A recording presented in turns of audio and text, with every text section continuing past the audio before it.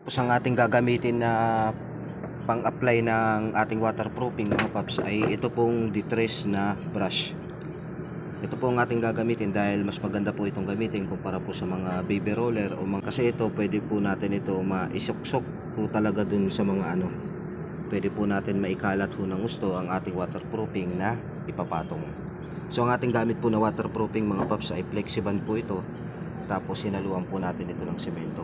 Bali ang mixing ratio po nito mga paps, kung susundin po natin dun sa may pinaka-label niya sa galon, ay kada galon po ay may katumbas na 7.5 kilograms o 6.5 kilograms kung susundin po natin ang per gallon na mixing ratio niya na ihahalo na semento. Pero dito mga paps, nagtimpla lang po tayo ng kalahating galon ng Flexiban.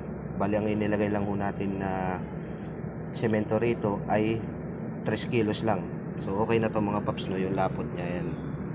Talagang may natin siya. May spread ho siya natin ng maayos. Hindi po siya ganun kalapot masyado.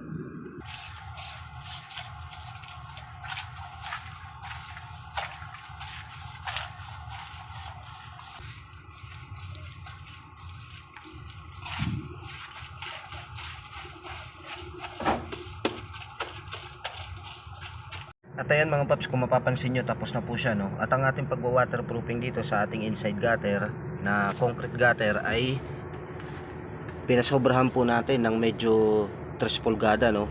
Mula po rito sa pinaka-flooring niya, pinasobrahan po natin ng 3 pulgada naman dito sa may mga gilid niya. Ayan.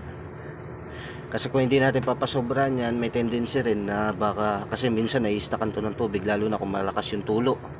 So may tendency rin na kapag babad na po siya masyado talaga sa tubig, itong walling na to, ay may possibility na sipsipin dun sa loob tapos tumagas naman dun sa may kisame.